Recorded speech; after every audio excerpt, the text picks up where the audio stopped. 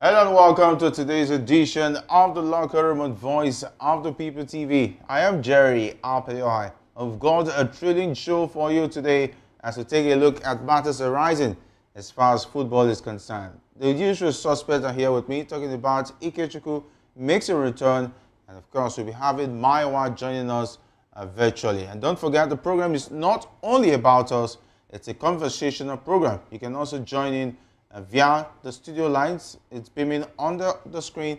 I'm talking about the WhatsApp number. You can call in and you can also drop your messages. And those who are watching us on YouTube, you can also drop your comments on the YouTube section. I promise, with all my heart, that I will take the comments as the show progresses. Let me introduce the guys. First of all, Ikechukwu, it's great to have you. And after all the failed prophecies, I hope your prophecies will work for Manchester United eventually. But it is what it is. It's just countdown. But let's talk about so much happening in the exciting world of football. We'll start off with the Flying Eagles. I, for one, was not too impressed, but it seems like more nail on the hammer for the Flying Eagles in spite of picking the bronze medal. Good evening to our viewers. I don't understand what you mean by failed prophecies, but I'll let that slide. I understand it's just your usual, you never walk alone antics, how you try to actually change, the event. But then, yes, Jerry, the nails, the Flying Eagles. Third is obviously not good enough in this part of the world. We always want to win, and it's so sad that we have this mentality of winning at all costs, even when we, produce or put little into production. It's so sad.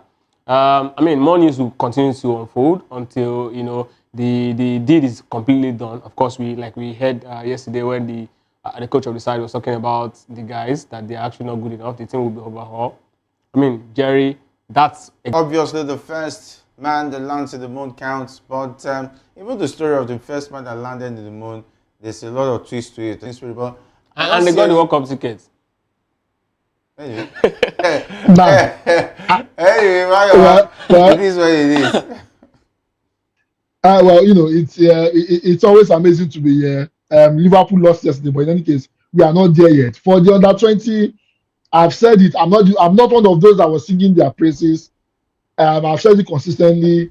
Those that are parading themselves as under 20, we all know the story, but I don't want to go there again. But the bottom line is this: they've gotten a World Cup ticket. Yes, they finished third. However, like the coach said, I think the team is not good enough. The performance they put in is not a performance of a team that will assure us, an under 20 championship. Also, if the coach is throwing stones at the boys, I think he should throw stone at himself also. Because the thing is this, he was the one that chose those boys to play. So if he's throwing the boys under the bus, it means he himself as a coach does not really know what he's doing. That's the reason why he had a whole lot of boys that don't know what they are doing, that are not good enough to be part of our national setup. However, Ikechukwu said something that is very right. In as much as I have my reservations about those claiming to be 19 and 17 and the rest of that, according to the age they have given us, if we are to go by that, they are still very young. They have a whole lot of time. In quotes now, they have a whole lot of time to improve on their game. If you are not good enough, we've said it consistently, you should not be part of the team. And the coach has already come out to say they are not good enough. It means the coach should go on to scout much more better players that will be able to feature for Nigeria, in the World Cup. And if these boys, in the space of 7-8 months remaining before the World Cup, if they can improve their game, raise their game, and they are good enough to make the team, then why not? However, the bottom line is this: we have to have a consistent, pipeline that produces players. Not that when we need to go for a competition, we start picking players that we don't have their record, and that's the reason why we end up having, players that are not good enough going for an under 20 tournament to represent the green, white, the green flag. All right, it is what it is. And a top European scout, Godwin Mitchell, has expressed disappointment with the quality of players in the Nigeria's under-20 squad that recently finished third in the under-20 AFCON.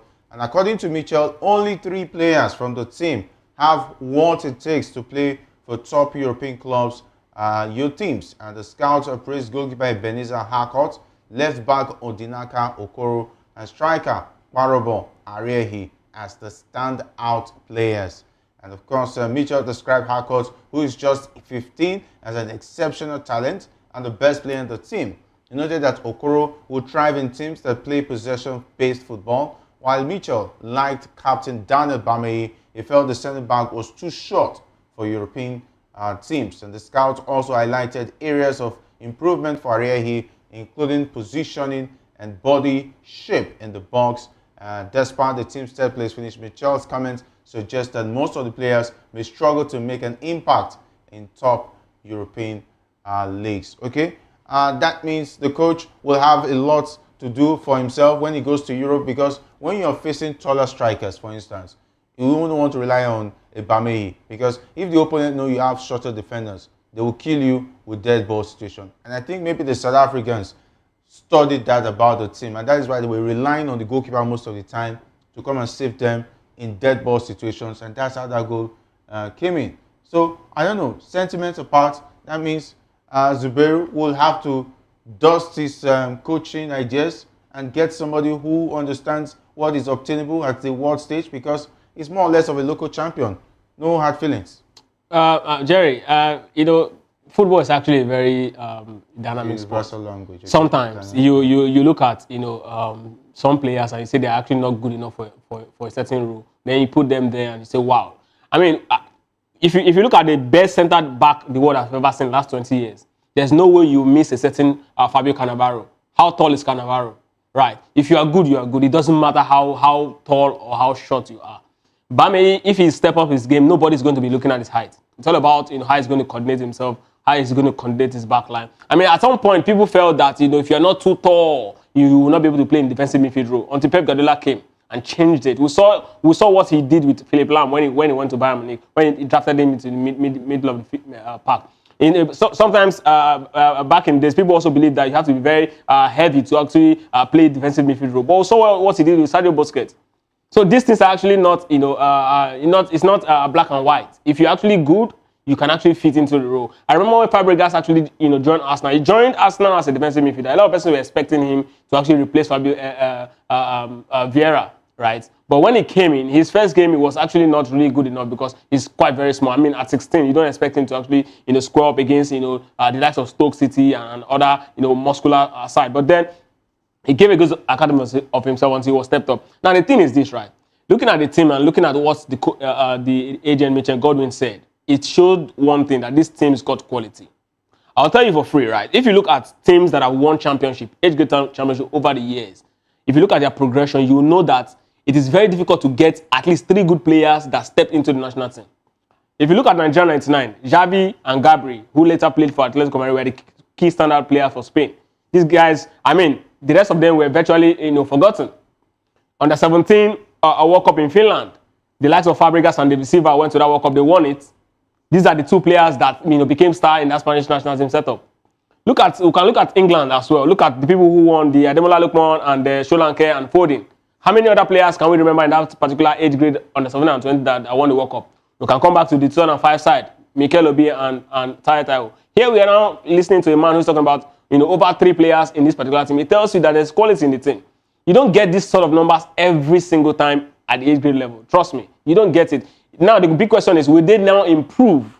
Will they now go past this level that they are in? You know, for an agent to actually look at them and see quality in them. These are the big questions we ask. Like I said before, right? I don't want to use the word quote and unquote. I want to believe that's their age. So if these guys can actually step up their game 2-3 years, right? I want to believe that, you know, they should be people who actually be looking out to replace the likes of you know, the big boss we have in Super Eagles. But I don't think this team is so bad. Going by, you know, the judgment of this FIFA licensed agent, talking about Mitchell Godwin. So I want to be settled with this particular team, hoping that, yes, I know that maybe 1 or 2 players should be part of this team going to the World Cup. But trust me, it's not even going to be that. It's going to be a total overhaul, as the coach said. Most of the defenders are short, and he's made sure the captain of the side, who is the defender, he lacks the height to play in the top European side. And let's not forget, the coach also blasted Ariehi, saying that he wasted a lot of chances. And of course, he benched him in the 3rd place game.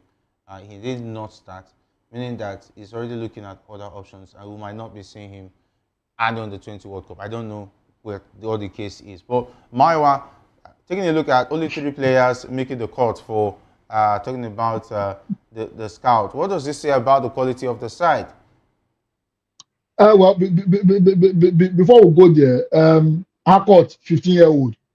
Let's stop kidding ourselves now. Well, I mean, how can Harcourt be 15-year-old?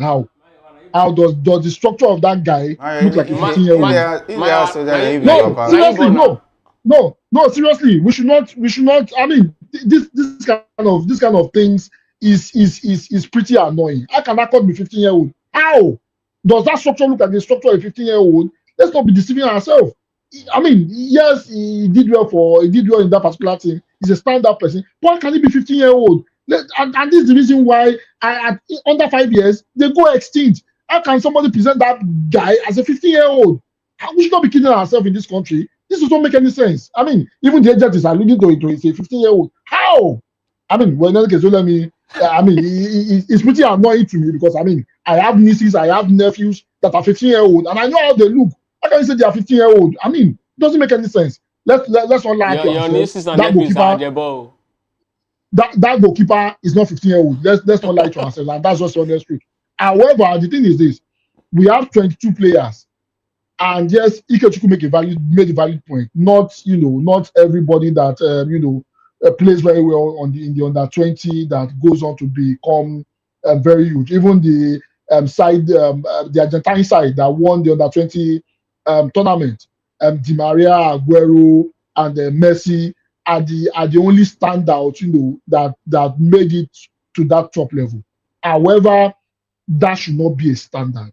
We have been plagued with age fraud, and let's just be honest. Let's not call it unquote, quote and unquote. We have been plagued with age fraud, and that's the reason why we need to aim higher. We need to begin to look for people who are actually their age. Even though we clash out in the first round, we know that we have a player that can grow. How can we say Akot is 15, the next person is 17, that one is 12, that one is 18, that one is 19, when they're already almost 30, and we expect to produce better quality players? I mean, to be honest with you, in as much as that's the average median of players that get successful in teams gone by. However, the reason our own is a bit different is because we are plagued with. So, in as much as I want to agree with what Ikechukwu said, we need to do something about our effort, because at the end of the day, if you present a almost 30-year-old guy as a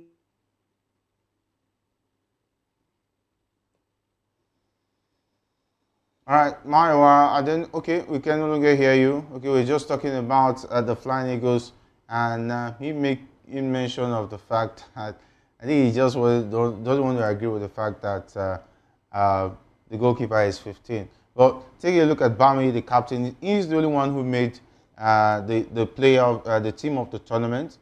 All right, what does that say about the quality of our team as well? Because how come only one player from a team that went as far as winning the bronze medal and making the best 11 in the tournament? It really doesn't say much about the team. It says a lot about the technical ability of the coach, because for a team to actually have a lot of players in play of the tournament like that, you have to actually look at the coach, because it shows how well they actually play as a team.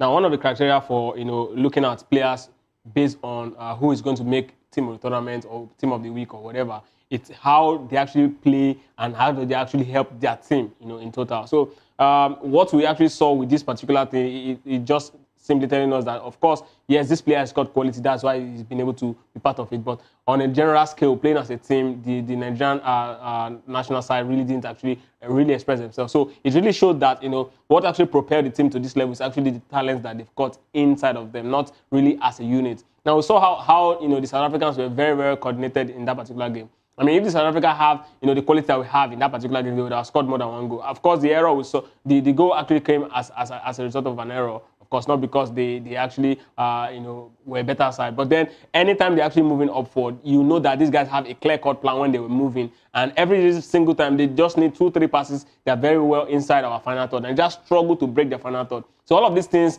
are pointers to actually how, this particular things is this particular stuff, talking about the player of the tournament or player of team of the year, rather, or team of the tournament is comes about. So you don't look at the team itself at this point. You actually look at what exactly the manager is been able to actually impute in the team so far. Because at this age grade level, a lot is not even being said about the quality of the players. A lot will be said about how they actually present themselves as a team and who is going to take the fall for that. It's obviously the manager, because it's assumed that at this level this player barely know anything about tactical approach to it. They just want to express themselves on the field. So yes, that's exactly why we are seeing it. It's not about the team. I mean, like you said earlier on with Michel, it's a pointer that if you can have actually about 4 players in a team that is recognized at this level, it tells you that that team is really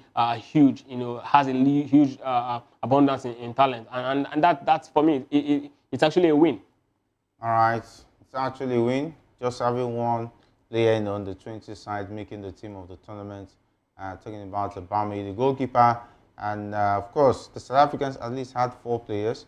We also had the Tunisians also having as much as 4 players in the team of the tournament. Maiwa, we were just talking about the under-20 AFCON team of the tournament. We only had the captain of the Flying Eagles, Aubameyang, making the court. What does that say about the quality of the side? I think the quality has not been there, but for as much as I was throwing stick at Harcourt, I think Harcourt should have made it as part of the team of the tournament. I think he gave a standard performance. In as much as I have my disagreement with his 15-year-old, whatever it is, but I think he gave a standard performance. I think at least we should have had Harcourt in that particular in that particular team of the tournament. However, even the coach himself alluded to the fact that our team lacked the quality. I think, see, if you look at if you break down that particular team, there are boys in that team that have their individual brilliance. However, harnessing the individual brilliance of that particular team to bring out something spectacular was what was missing, and that is the reason why I said, in as much as the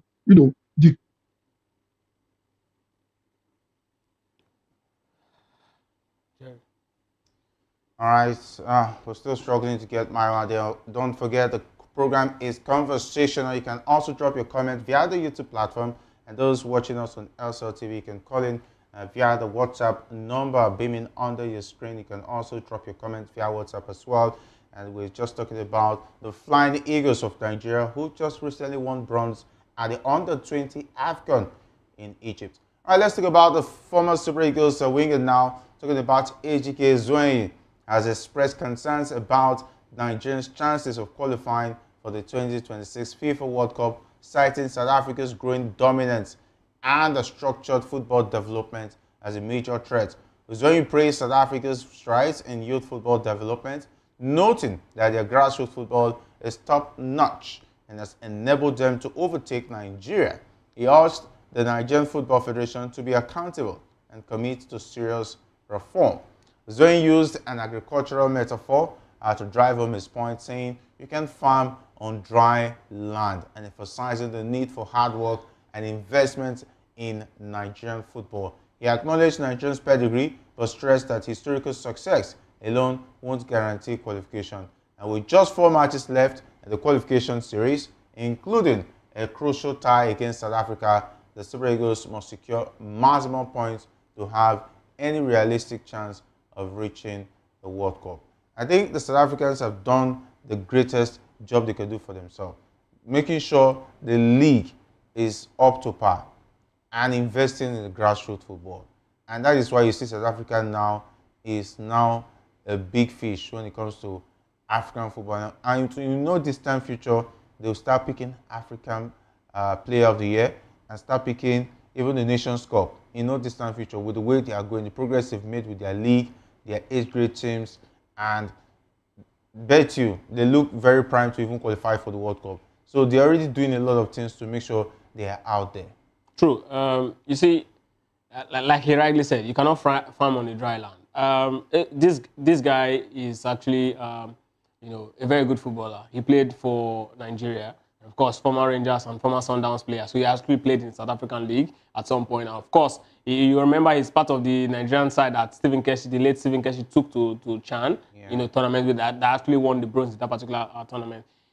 He understands exactly what he's saying. And this is one thing we've been crying and we've been shouting about.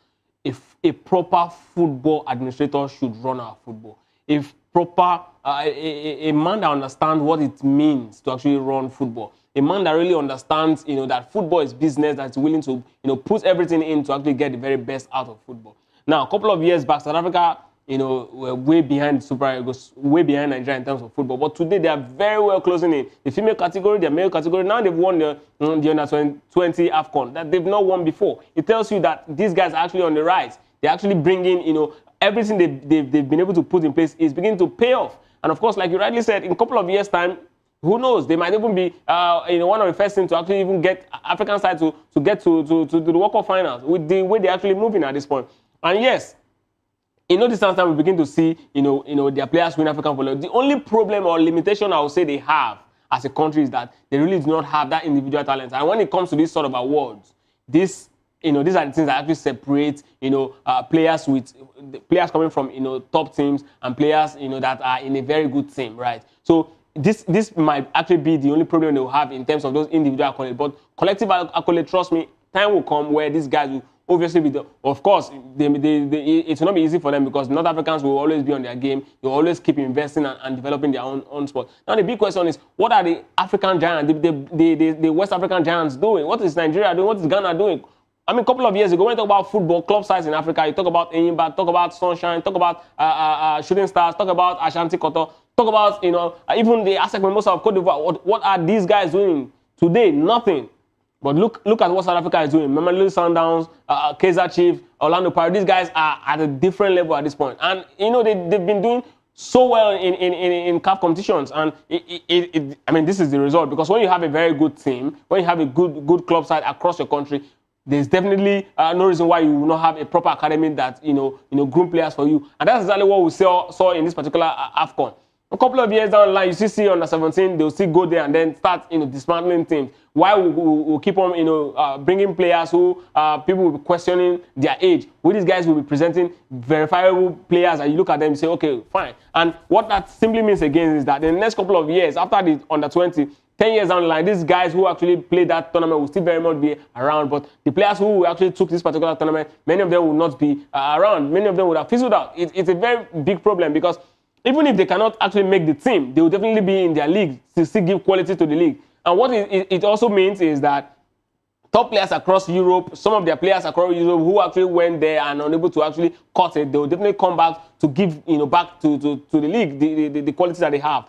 I don't know how the people who actually run our football think, but I think it's very much, high time we started, looking at, what we should do properly. I mean, there are plethora of examples across the world. People, like you said, yes, there are white papers, but I think the very first point of call is to actually ask ourselves, where do we want to be in the next 5 years? And ask ourselves, these countries that are actually, ahead of us now, where were they in a couple of years? In the 90s, right? Nigeria, between 90s to 2000, Nigeria is arguably the best team in Africa. So what exactly is happening to our football at this point? These are the questions you should start asking.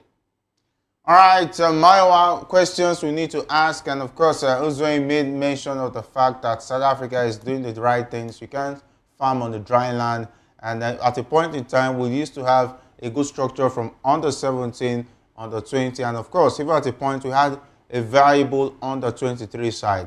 But all of that is now history because the former board, even the new board, is not doing anything different or excellent to make sure that they return back to the structure we used to enjoy back in the days. What about the league? The league was already in comatose at a point in time. Even now, we're just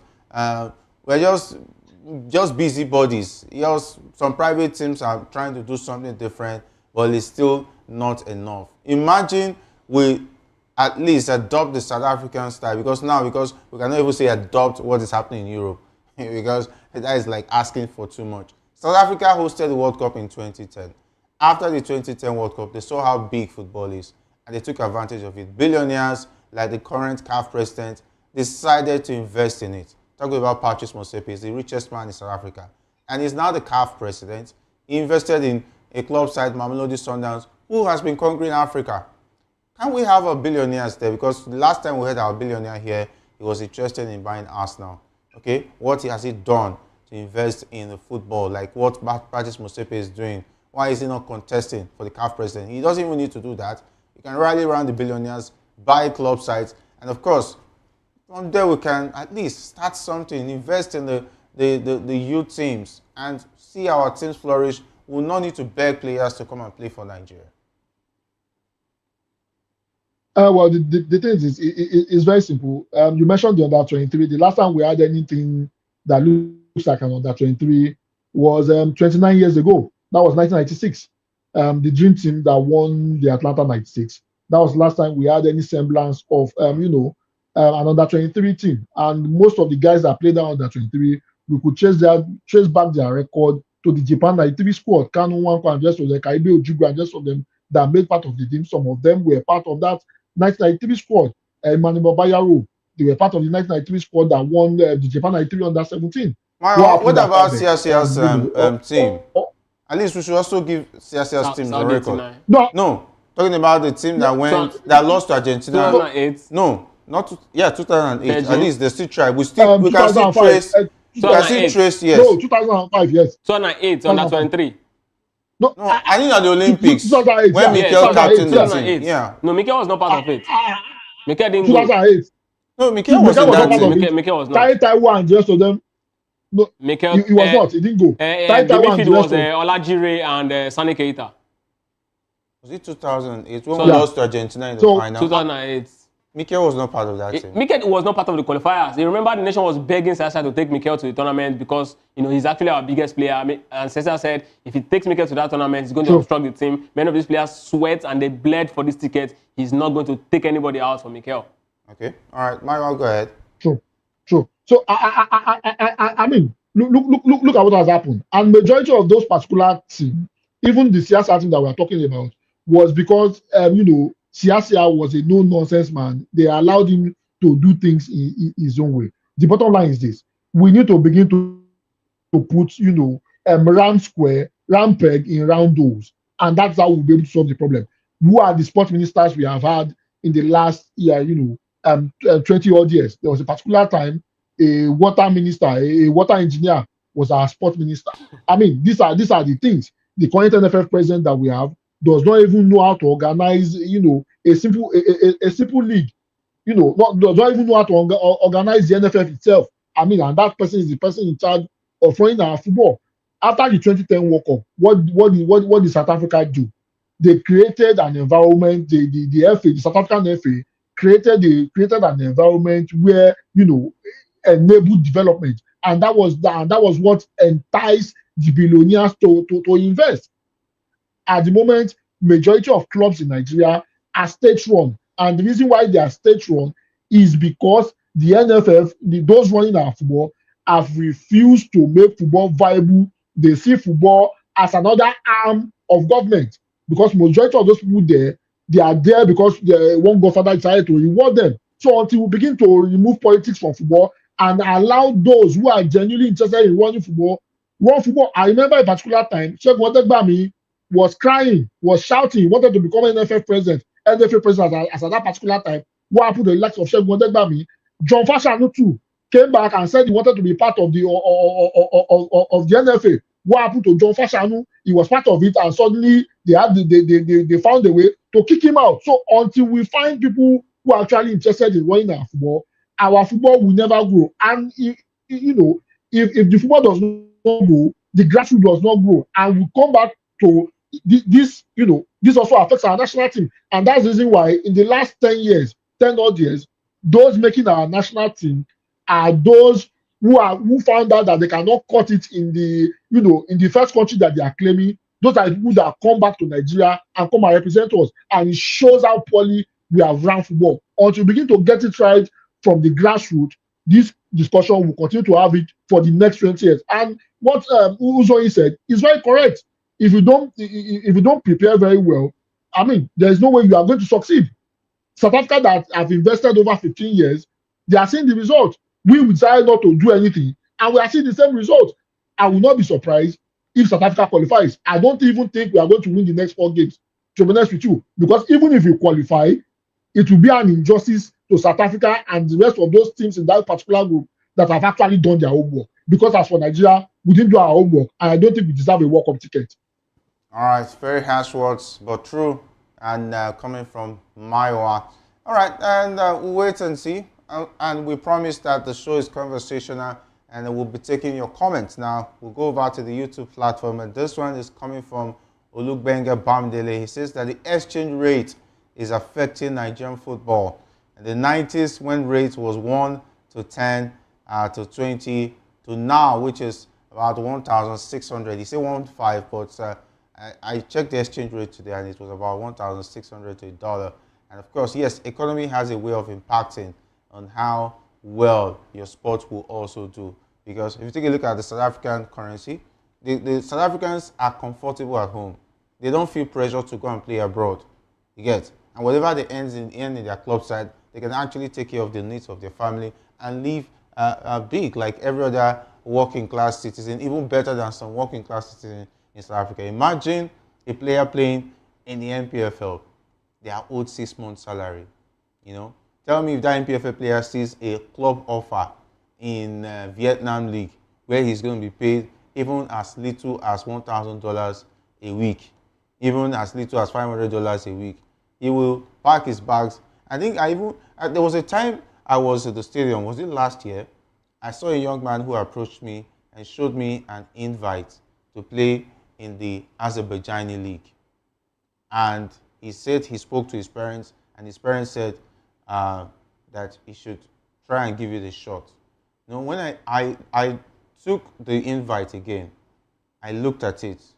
You know, I sent it to an agent friend of mine who's abroad. We spoke about it for like 20 minutes or so. And I told him this more or less looks like trafficking. But if you have the talent, wait for your time. Azerbaijan is not where you should go and start your football career.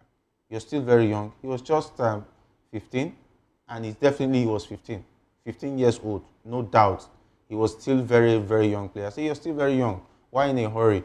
Don't go where you've been mistreated and you don't know your fate. But this looks dubious. Even if I thought you want to start your football career, Azerbaijani league should not be there. Nigerian league should even be your best prospect to even get looking from Europe than going to the Azerbaijani league. So that's how bad it is. That's how difficult. Imagine a lot of Nigerians that have gone to some unscrupulous countries just because of the exchange rate. These are the things we are talking about. Bad leadership is also the major reason why most of our advantage for the youths, we are not even getting it. That's why a player will have to stay till he's 30 before he will start getting opportunities to play in Europe or something like that. You know, by the time you deny them, the youth, the young ones, you know, through sport, we can actually create a lot of employment. But it seems like those who are there are just interested in what they will get now. Well, I mean, when we try to link, economy to sports development, it's quite very big. So yeah. I think I'll just pick, some part of it, because if we go so deep into this economic conversation, it's going to take a lot of time. But the thing is this, right? When we look at, why players actually migrate to other parts of the world, first, it's actually money. And really, in most cases, it really has nothing to do with the economy of the country they are from. It really has nothing to do with it. What it simply means is that there's inflation, rather there's scarcity of talents there, and of course there's inflation of the value. Now let's look at back in the days, right? Neymar, for example, before he left Santos, the value of money they took Neymar from Brazil is actually not what they would have taken a Brazilian or players from that part of the world to Europe, right? Now because of the scarcity of that sort of talent. Back in the days, we have a lot of Brazilian players with so much flair. You can easily just go to Europe. The likes of the Ronaldo da Lima, Rivaldo, Romario. Back then, even foreigners were coming to play in the Nigerian league. Exactly. So it's really not, because the talent was so much in abundance everywhere, right? So the value, naturally in economics, when there's, But the economy was doing well. That is, but now, how many foreign-based players can come? Even when we talk about foreigners coming to play for Nigerian league, during the time of, let me say, during the time when Obaseki was a child of the NPFL. They bought two Brazilians for... Yeah, we are seeing foreigners coming to play because there was money to throw around. The league was at least having some bit of Jerry, looking. You understand what I mean? You can poach 1 or 2 thousand. Economy is very important. Jerry, I'm not saying the economy is not important, but I'm saying why players actually migrate. Because first, it's actually the money, right? But then why they actually pick players abroad is because of the scarcity in talent and because there's so much money now in football to throw around. Back in days, there's no the money in football to throw around is not as huge as we have today. We now see players of that's supposed to be average talent for over 100 million pounds. How much was Zidane at the point when he broke in the record from Juventus to Madrid? 42 million pounds. But 2 million pounds as at then was a lot of money. What I'm saying is the quality Zidane had at that point, right? The quality Zidane had at that point, if it's actually the quality you say, okay, this is the best player in the world. So moving for that amount. Now, players who are actually not even close to average are over 70 million pounds. Yeah, that is why, because now the economy is quite different than it was. If a Zidane, Jerry, if a quality Zidane, if a player that's as good as Zidane erupts right now, definitely 42 million pounds will not even be because of the scarcity of talent. Back in the Zidane era, we have the scarcity of talent. If quality is scarce, the value of the player will be so immense in terms of money. Yeah, I was just looking at the comment from Lukbenga Bamdele, taking us to the issues that has to do with economy being a major impact in why our football will not grow. Well, the thing is obviously you can't take economics out of it. Economics is part of it. However, is one part of it. I'll give you a typical example. Even in South Africa at the moment, they are experiencing a bit of an economic issue. There are a whole lot of protests and rest of that. However, they have created an enabling environment, a system, that ensures growth, that ensures that, things are put in the right places. Some of these guys, if they even want to go out, they have an opportunity to go out. Some of them, when they go out and they don't make it out, they have a league, well run that they can come back and, and be part of it. See, the thing is this, in as much as, economy is part of it, everybody is looking for an avenue to be able to run away. We all know that not everybody will leave the league. However, those that have stayed, are they comfortable enough? Is there an enabling environment? How many times do you hear that Mamelodi Sundown is traveling to play Morocco Swallow and they were attacked by a bandit on the road, and they were shot on the road by kidnappers? Is that the same case here? How many times did you hear that Super Sport United goes to play Black Arrow, and the next thing they started attacking them, destroying their bosses, and nobody is being held accountable? The case of 3SC in Ibadan that nobody is talking about now. See, the thing is this, in as much as economy plays some part of it, however, those running our football have not created an enabling environment, for investors to even want to come and invest in. And that's the reason why our league is not where it is. We have 20 sides.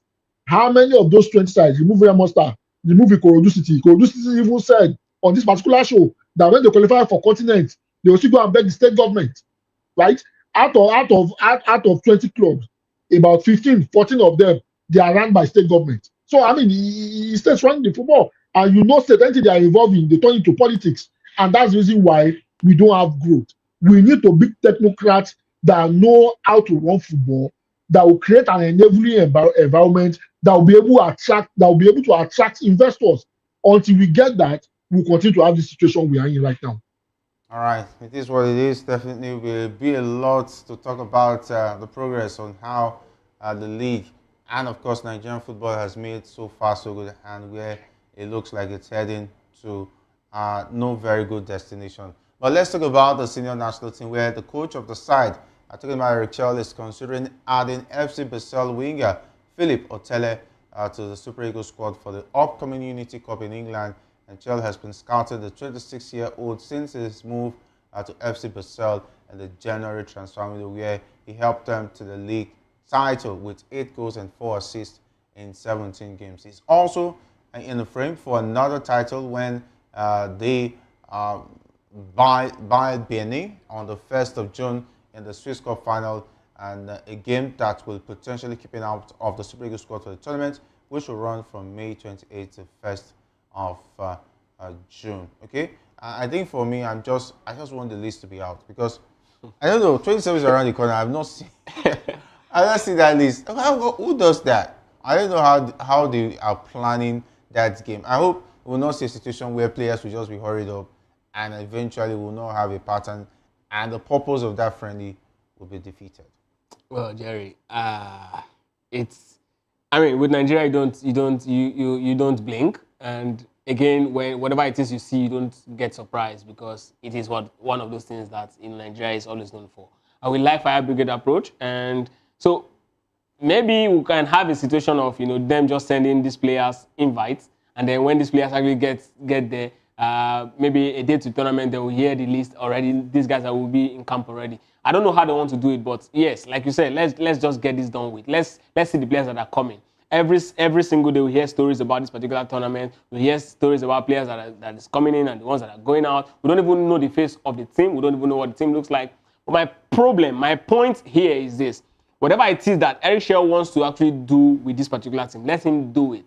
Let's see the face of the Super Eagles because whoever it is you are testing in this particular friendly will definitely be the players that you should be taking to the World Cup qualifiers, except for the attackers. Yes, attackers might not actually be in a team, and then you can bring in new strikers. It's going to be easier for them to actually gel compared to actually midfielders playing together or defenders trying to actually condense their lines with the midfield. It's quite difficult in that particular area. But for attackers, if you're actually good, if you have good feet, you can actually finish well. Then trust me, it's going to be easy for you to actually blend into. So I can actually, for that reason, excuse attackers. But for the midfielders who are actually going to be integral part of that team, I don't know what NHL is planning, but I want to see these guys actually, be the ones that will execute those games because in the end, if you don't have a system or a team that you know very well, going into this particular crucial game, I mean, our last two games were, so crucial because of the position we find ourselves. Now we're able to actually, rescue 4 points from the expected 6. Now we are going to the final crucial game because whatever happens in these last two games will determine the fate of the Super Eagles. We must win those two games to sit in a very good position of saying, yes, we're making it or we're going through to the World Cup. So I don't know what the exchange is planning, but whatever it is he's planning, let him just know that this friendly game is as good as his best preparation he can get for the World Cup qualifiers. All right, so Mayo will have to leave now, but let's leave with Manchester City's situation. They take on Bournemouth today, and Pep Guardiola has warned his players that failure to secure a top 4 spot in the Premier League could result in the team playing in Europa League next season. How would it look seeing Pep Guardiola coaching an Europa League side? My wife wants, Pep to be in the Europa League. So I think I'll be having my dinner. Nobody would take away my dinner because I want Pep in the Europa League. But in any case, I think Pep Guardiola is right. If they don't do well, they will not be in the Champions. However, for me this season, Man City and Pep Guardiola, they don't deserve a Champions League spot. They should go and play in Europa. Let's see if they can win the Europa League. Wow. Because Manchester United is the final Europa League. Now they're bragging on Europa League. It is what it is. Yeah.